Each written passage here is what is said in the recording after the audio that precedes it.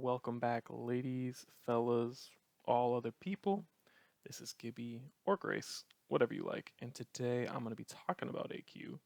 And I've just got a recording of me doing the two newest quests in the background. So I'm going to kind of ramble a little bit. I'm going to talk about Choke because I think the status is just really strong. It has a lot of interesting things. I'm going to talk about the new items we've gotten recently and the back to school raffle just a little bit. And I'm also going to talk about XP grinding and the leveling system and what we have going right now. Because I think it's kind of a problem with the game, but also something that could be addressed and fixed pretty easily. So I'll just give my thoughts on that because I've thought about it a lot. I've written 3 drafts of a leveling guide. I've done all the I've checked out all the methods and stuff. I know what works and what it doesn't. Um, so yeah, I'll just get into it. For choke, basically, I think it's the strongest status we have in game right now. You can argue against me, but I think practically choke, pound for pound, mana cost for mana cost is just the best status. We've got a lot of good item support for it, and the big thing is we just got 2 plus 20 potency items. We got the Pale Skull Helm and the new Choke Shield from the second anniversary quest. And plus 40 potency basically means we can choke any monster, even bosses with boss boost. Um, so I was actually making a video on choke before we got the choke shield, and I was like, this is the strongest status. It's so good. With plus 20 potency, you can inflict it on almost anything pretty reliably. But now we have 40 potency, so I was kind of lying before, boss boost was too strong, but now you can actually inflict over bosses. Um, but I'll just run out some math for you. Let's say an average boss has 30 boss boost. If you have the shield and Pale Skull Misk, you're already 10 over their boost. You can also have Spotter Drake for 9.5 to 12.5 potence. So you're at 50 potence versus 20 boss boost, and that's before the rolls. So if you pick a spell with a winning roll, you're already at what, a 70 bonus. So it's just ridiculous. You can pretty much inflict choke 100% of the time against most monsters. So your infliction is pretty much guaranteed, which is really strong for any status, but for choke, and I'll explain why, it just makes it crazy good. So it's not just that we can inflict it, but it's also that we have so many sources of it. I think that's the second main reason why choke is really good. And when I say sources, I'm talking about basically 4 spells that I think are too good. Or, I like using them, so I don't think they need a nerf or anything. I have fun with them. But I think game balance wise, they are just stronger than a lot of other options. Let me drink some water real quick. Hold on. You hear that? Gulp. Stay hydrated. But anyways, as I was saying, we've got 4 spells that pay about 100% melee or half a spell's damage to do choke. And the numbers are rough. They're 80 to 110. But Astral Turbidence for water, 100% melee of choke. Ornament Golem Assault for light, 100% melee of choke. 74th Mandate or Mandate 14 or whatever, 100% melee of choke for earth. And we also have the Winds of Change Tome, which is a 100% melee worth of wind choke on a spell. We have other sources. There's some really good misks too. I'm going to go over that in my choke video that I'm making. I'll get around to it. But basically, what happens is we've just got so many choke sources that are really good. And the reason we need so many sources is because choke scales off of the enemy resistance. So I'm fighting a fire monster, a fire choke will be really weak because it'll have 50 fire resistance, so the choke will be half as strong. But if we have 4 element options, and like I just explained we do, we can always get a choke that's on an 110 resist or 130 resist. So the choke is even stronger than advertised in the info subs. So because we have so many ways to inflict it, we can always get a really strong choke against pretty much any monster. So that's a second reason it's really strong. We have the potency to inflict it guaranteed, and then we have enough options where we can get a strong choke, element-wise. We can get a strong element-wise choke on pretty much anything, no matter what their resists are. Obviously, that won't be true for a tank knight that has 30 resists of everything, or some bosses have 50 resists to everything. So you can't choke them as effectively. But for the average boss or the average monster, it'll have at least one weak resist, and we'll be able to target that. And I'll go into this in detail more in my choke video, but even if they don't have a weak resist, you can use something like Blood Ruby Rain, or the new Windswept pet, or a Petrify spell, and then make their resist higher, so you can use an even stronger choke. But again, that's like a niche scenario, so I won't go over that. But basically, we've got tons of potency, tons of choke sources. We can always inflict our choke, and we can always make sure it's strong. And the last thing is, choke is a status that you can stack indefinitely. There's like a famous clip, I think it was Dizzle, who like stacked like an 107 turn 0 damage choke on Queen Rachel or whatever. But even like doing it practically, like if you cast Ancestral Forbiddance against an energy monster like 3 times, it has like a 10 turn, like obviously these examples are not like exact, but you can get like a 10 turn 20% damage choke very easily, which is like pretty stupid if you think about it. It's doing a 5th damage for 10 turns, which means you could spend 10 turns in an 100% resist armor and take like normal damage for those 10 turns. Or you could go in an opposite resist armor, use an Ellie comp skill, kill it in like 2 turns. You don't even need 10 turns of choke. Like, it's overkill how easily and how effectively you can stack it. So I think that makes it really strong. So just like I kind of went off here, so I'll just summarize. So we've got more than enough potency to inflict choke against almost any monster. We've got more than enough sources of choke to inflict a strong choke against any monster with any resistances. And you can stack choke for a long time and get it to ridiculous levels where the monster is doing basically 0 damage. Again, I've mentioned it like 3 times. I'm going to make a choke video. I'm going to show like what roles are used, like what pets and guests you can use, what miscs you can use.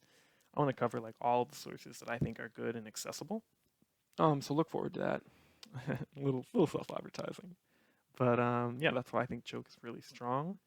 And I think it's like a pretty stupid way to get through bosses. Not like stupid, but like it's stupid easy. But that's enough for choke. Again, I'm making a video, so like I don't want to bore you guys. But I'm making a video about choke. I don't want to bore you guys about it. But the next thing I want to talk about is the new items we've gotten recently. People have been like saying like, oh, like they never release good items anymore. They're all mathematically balanced. I think that's kind of like respectfully, I think that's kind of a dumb take. Like, sure, they release some ass items, like for example, a haunted peg leg. Like, okay, it boosts your lucky effects as a pet, but you only have like 3 lucky effects in the game. So what are you gonna boost with it?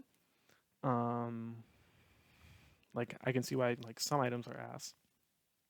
They released another hippocampus armor. Like, who's gonna buy that? Pure ass. Um, but anyways, most of the items I think we gotten are pretty good. Um, Going back to like the arcane cutlasses, like 28 damage, 22 damage, 30 damage to spells. It's additive, and we have spellcaster lean, which is multiplicative. So like I don't think people will see much of a difference in that 8% range, but like whatever. I think it was kind of an overreaction, but again, like they are premium. I'm kind of free to play, so I guess I don't have that perspective. People can be mad, like makes sense. I'm not worried about it. One thing they did though is they made Lion's Roar, the communicant wand, basically a light cutlass for free to play, which is kind of a big deal. We've never had like a cutlass that strong. I mean, we had like arcane, what is it, Arctic Athame. Like that was pretty good too. It's like an ice free to play cutlass, but it's a little worse than Lion's Roar. Lion's Roar is also crazy with Paladin too, because it like synergizes the anti-undead thing. And the Paladin light spells have Ellie comp, so like if you're a mage and you know you're gonna be doing a quest with undead, Paladin and Lion's Roar will like kill everything really easily. But that was a cool buff. Another item we got, like we had talked like a Pirate Day. Again, they had some kind of ass items like Haunted Peg Leg and Hippocampus Rider and like Swashbuckler or whatever, like the Charm Days armor. Like who cares about that? They did also add though the new Pyre Rat and a Treasure Crab and a Blind Weapon. And the Treasure Crab's like not a premium, like a gold paying guest or pet that does extra blind when you pay, which I think is pretty good. Dodge is strong. I mean, like Bun is like OP, so like you wouldn't really use the blind that often, but you could do it. It's a good option. Pyrat, it's a good pet or guest. I mean, um, and then I think that was like pretty much it. We also had the blind sword. I think like Cutlass Del Mar, like a blind click skill. probably a pretty good option. Again, like with dodge, we've got so many good options already. It's kind of oversaturated in terms of blind and MRM boosts, but like more options is always good. Um, we had a new LTS shop that nobody cares about, the Fall LTS shop, and nobody cares about it for a good reason because there's a Z token plus BTH MC dagger, and there's a Z token sleep spell, both of which are pure ass. So don't waste your tokens on those. But I think the next big update we had was the fighter class update. That brought us the fighter class for low levels and the master fighter for high levels. And it also brought the Tundra Crusher hammer, which pays like 300 SP to have a guaranteed attempt at paralysis. And the attempt also has a minus 20 save. So like if you use Umazin Aspis for more 20 potents, or the Frostgale's Remorse Misk for more 20 potents, like you'll pretty much always inflict the paralyze, which is pretty strong. We do have freedom on bosses, so like less strong, but I think it's a very good item. It's sort of like Pearl of Power, but for warriors and different. Like it's about the same SP cost. Um, Again, slight oversimplification. I think Thunder Crusher is a good item, not a great item, but a good item. As for Master Fighter, though, it's supposed to have a healing skill and a 4-hit weapon skill. But currently, the 4-hit weapon skill just drains your SP and does a normal attack because it's bugged. And the healing skill is only good. First of all, you have to stay in the armor, and second of all, it's based off hit count. So like you're supposed to use the healing skill and then use the 4-hit weapon skill, so you get a lot of hits racked up. But right now it's bugged, so they're both kind of bad. But I think it could be good, and Warrior doesn't have many options for ice, so I think Master Fighter, good enough option. I personally really like the Bunbarian armor because it gives you strength and charisma, which is good for boosters, obviously. And like strength is good for all damage. But they're both good options. I think people could run either one and make a good argument for why. But that was the fighter class update. Also, the update was fun. We got to see like the combat practice trainer actually have lines, which is kind of cool. He got a sick new armor set. I wonder if we'll get it in game. Um, Maybe not. We'll see. But after the fighter class, we got some other stuff. We got the War-Torn Dragon Rider, and it's FD. Kind of cringe in my opinion. Nah, I'm playing, but it's an FD burn armor, so obviously there's a lot of synergies with Neko. But aside from that, it's FD, it's fire. We've got a ton of fire armors, so I think it's really only for like burn builds, which is a strong build. Although Eaters got nerfed since damage caps. But I do think War-Torn Rider isn't like ass like people are saying. Also, an SP burn can be pretty useful on some bosses, so I really think that's quite good. And people are kind of like glossing over that when they say it's bad. Is it worth the like $50? Maybe not. Maybe so. Depends on who you are, but I think it's a pretty good option. So after that, we got 2 plus 30 damage blood spears, basically. So like blood blades, but 0 proc ranged weapons. And they pay half the boost in SP for 4 turns, and they pay half the boost in like a debuff on yourself to take more damage. And like people are like, oh, like it's Elivon, like you're burning yourself to do more damage. That's so bad. Like it's basically just a Bloodblade cost, but in a different like format. It's like the same amount of damage roughly. If you like check it out and like test it, it's like the same as a Bloodblade. So I think they're great for Rangers. Rangers don't have that many good options. FO Rangers, like Spear Rangers. So I think these are like a great update for those builds. And like a lot of people play Ranger Pyre nowadays, so I think these spears are great additions to the game. They're free to play too, which is always nice. Um, yeah, so I think those are great. People were kind of hating on them because like the burn and the Elivome, self Elivome, but I think they're good.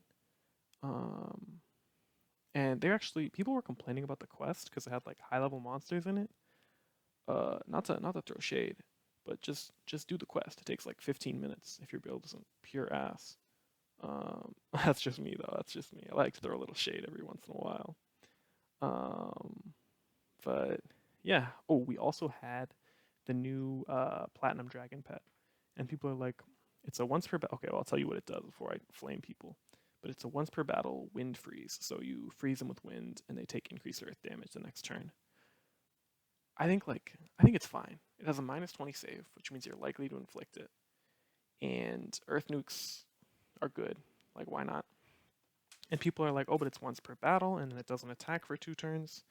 Well, first of all, it's once per battle. True. That is kind of bad. Unfortunate, at least. Second of all, it doesn't attack for 2 turns. You're switching to an Earth pet anyways, because you just made it weaker to Earth. So I don't think that's really a problem. But then also, it's once per battle. You can't freeze bosses because they have freedom. So like, I think if you freeze a monster, you should be killing it the next turn anyways, because you're doing almost double damage because it has almost double resistances. And then like I think it's fine that it's once per battle. You shouldn't be needing it more than once per battle, in my opinion. I can also see why people don't like it. Like we have a lot of good wind pets. We have Bun, we have Bun Banneret, we have Twisted Pig Drake, Spotter Drake. So like there's a lot of competition, but that's my opinion. And then finally, we just today, well, at the time of my rambling recording, just today we got a Petrify spell, Choke Potency Shield, and like a Earth Pet that increases wind resistance, like whatever that means, for the anniversary event. So it's like the Emerald version of the Ruby version that we had like 5 years ago or whatever. Items are okay. The Choke Potency Shield, as I mentioned before, I think is going to be really broken. It's also Panic Potency, by the way, if you use like Panic, but I don't know anyone who uses Panic that doesn't just eat it with Fae. But anyways, it is Choke and Panic Potency, so it's really good. The other items, I think Glimpse of the Mountain is always going to be better than the Emerald Rain, because Glimpse of the Mountain has a -20 save, and there's an MP and an SP version. So like I don't know what Emerald Rain can do to be better than Glimpse of the Mountain, because they both do the same thing. They both petrify. But whatever, it's cool to have another freeze type spell. But I think the shield so far is the highlight, and that's in the second quest. I think it's like growth and decay or something. Yeah, so those are the items we've gotten. Back to school raffle. Everybody's like, oh, it's so RNG. There's only one item that's like you'll actually be sad if you miss, which is the wind int drive, and you'll only be sad if you miss that if you're a mage. The armor does look cool, I'm not gonna lie. I want the armor. I don't have the armor. We'll see if I get it. But I think like whatever. Like it's okay if you don't get the items. There'll be a clone next year. Like relax a little. That's my opinion. The last thing I wanted to talk about though is our current leveling system. And again, like I mentioned, like I've done a lot of experimenting with leveling. Like I've pioneered a new method, tried to put it on the wiki, but never got around to it. It involved like wizard training and early nerf kitten with some cheese. But anyways, people like always say like, oh, AQ doesn't get new players. I don't know why they're advertising. AQ does get new players. I'm pretty active in the Discords, probably too active. I should be like doing other stuff, to be honest. Like I procrastinate a lot on Discord. But we get like 2 new players a week in the AE and in the Gogg's Tavern and Corbin's Discord. We get like 2 new players a week, and like that's not a lot, but it's something. And like we have, like I've learned the leveling meta. We have great leveling from 1 to 15 in the form of Burning Solstice, like fighting as war. We have great leveling from 15 to 35 in the form of fighting Sizzlers in the Geo Intro Castellum quest. And then we don't really have great leveling from 35 to 50 to 55 because you can't do house guests at that level very easily, and you can't do Drakith without closing the client every 30 seconds, which is pretty cringe. Drakith, the undead dragon, at like the Twilly versus Zorback event. But after level 50, you can just power level through house guards, super quick, super fast, super easy. So like we have good options until then. So the only time we don't have good options is from 35 to 50. Now, the reason I'm bringing this up now and not like in a separate video is because the anniversary event, the second quest, is intended to be a dedicated XP grinding spot. The staff brought it up, and I asked for like specific numbers, and Lorekeeper gave me the numbers that the monsters in that quest give 1.8 times the XP that a normal monster of that level would give. So if you think about that, like a normal monster gives 1.0 XP, this one gives effectively double XP. You might be thinking, oh, that sounds really good. But the problem is it's a little bit slower than Burning Solstice from level 1 to 15. And I know this because I tested it. I went from 1 to 15 on 2 accounts at the same time. Burning Solstice is about 5 minutes faster. I don't think that's a big deal. I think Burning Solstice is kind of annoying because you have to click through dialogue so much. So I would actually recommend this new grinding spot to new players, because you don't have to click through dialogue. It's like interesting more than Burning Solstice. You don't have that weird like, what's all this plot doing here? Like, don't have to worry about that. So 1 to 15, about the same, more convenient, a little slower. I would recommend it. But the thing is, from 15 to 35 and onwards, and I'll get into some specific numbers, it's just pure ass compared to the current meta leveling methods. And by pure ass, I mean 10 times slower. When I say 10 times, I mean I got to level 35 starting at level 15 on Sizzlers. And in that same time, like I did them side by side, like I tested it. In that same time, I got to level 18 at the dedicated grinding spot, the Grow and Decay quest. So 3 levels versus 20 levels, which is obviously a huge difference. So it can't compete from level 15 to 35. From level 35 onwards, I tested it. You get like 200 XP, a little bit more, from the monsters in the quest, and you get like more than 3,000 XP from Drakith. So even if you're killing one Drakith like every 5 minutes, you'll still be getting XP faster than the dedicated grinding spot. That's just what I'll call it, dedicated grinding spot. It's just so much slower than Drakith that like I couldn't in good faith recommend it, because someone can do that quest like 30 times, or they can kill Drakith, close the client, open the client, which is annoying, but like they can do that like 8 times and get the same amount of XP. So like the issue is that the XP grinding spot, the dedicated grinding spot, doesn't scale to higher levels. And once you get to level 55, it's even more pronounced because house guards can cap you in like 3 minutes. And this quest, you get like a little bit faster XP.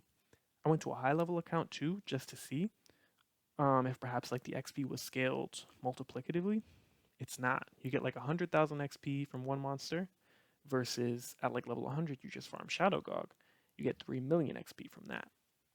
And so like there's just not, you can't compare the dedicated grinding spot to level 15 to level 35 Sizzlers, level 35 to level 50 Drakith the Undead Dragon, or to level 15 above power leveling. Like the dedicated grinding spot cannot compete in the slightest. It's literally 10 times slower at those levels. 1 to 15, it's about the same, because we don't have anything good from 1 to level 15. We just have Burning Solstice. But at the higher levels, it's just so much slower. So I don't really know what the staff should do for this, because do they want to make a monster that gives 5 times XP? Like, do they want to just like have a level 1 account go to level 3 from killing one guy, and just like have that be the norm? Like you just do this one random quest that gives 5 times XP? Is that the norm? Is that like what people should be doing at a low level? Or do they make it like, okay, we can't compete with house guard farming because that literally lets you cap in like 30 seconds at some levels. XP cap, that's what I mean by cap. Let's do XP cap in like 30 seconds. And we can't compete with Sizzler farming because Sizzlers are bugged to give like 20 times the XP they're supposed to at level 15 to 35. Like you'll notice if you do it, once you get past level 35, they give less XP, and that's because they're bugged. I don't think they should fix it. I think it's really good that they have that like exploit in the game. But like there's no place for somewhat normal XP grinding in AQ, because we just have like, if you have a somewhat normal, even like double speed, like 1.8 multiplier, like I said, like it's just nowhere near close to the meta options. And like the meta option from level 35 to 50 is really annoying. It's Drakith the Undead Dragon, where you have to open and close the client every couple minutes, like every minute. But like, would you rather open and close the client like 20 times and then be done for the day? Or would you rather spend 2.5 hours doing the same quest over and over, fighting the exact same monsters, casting the exact same spell? Like, I don't know. Like I'd have trouble recommending that to a new player. So that is my current issue with the XP grinding situation. My dream scenario, as I already mentioned, we have great leveling strategies from level 1 to 15, level 15 to 35, level 50 to 150 house guards. The only gap we really have is the Drakith gap. because it's annoying to farm Draketh. People don't like it. No one has fun doing that. And Draketh is what gets you from level 35 to level 50. So in the meantime, I'm researching a house guard method. I don't know if it'll work. I'm trying to figure out a way to get level 35 people who just finish Sizzlers to be able to like jump up in level without farming Draketh. But in the meantime, all we have is Draketh and this new quest, which gives terrible XP at level 35. And again, not terrible, but compared to meta methods, it's terrible. So I think one thing they could do is just make it really strong for level 35 to 50, like abnormally strong, stronger than at its other levels, because that would like solve the gap in grinding that we have. We could be like, okay, from level 1 to 15, go here. Level 15 to 35, fight Sizzlers. Level 35 to 50, fight Draketh. Or, if you don't want to do all that, go to the Growth and Decay quest, which is a lot more chill and about as fast. Like, they could do that. They could just buff it for that level range. Or they could buff it at every level range. And then it would be, like, weirdly strong, level 1 to 15, but then still weaker than Sizzlers, level 15 to 35. But then about as strong as Draketh, level 35 to 50. Like, I don't know. They could figure it out. But those are my thoughts. That's kind of my ramble. Tell me your thoughts, and please do. I gave a lot of opinions in this video. Like, I'm not trying to like say, oh, like I'm the only one who knows what's right, but like, those are my opinions. I'd be happy to like debate in the comments or like hear your thoughts. I'm probably overthinking some things and underthinking others. So please do like let me know what you agree and disagree with. Also, this type of ramble video, I've never done it before. Tell me if you thought the gameplay was distracting or okay, or if you thought that like anything basically. Should I do more of these videos? Should I do more detailed update reviews? Because I'm like a pretty mathy dude. Like I like math. I like understanding the items. Let me know what you think. I hope you enjoyed. Thank you for watching, and peace and love, you guys. I will see you in the next one. Peace.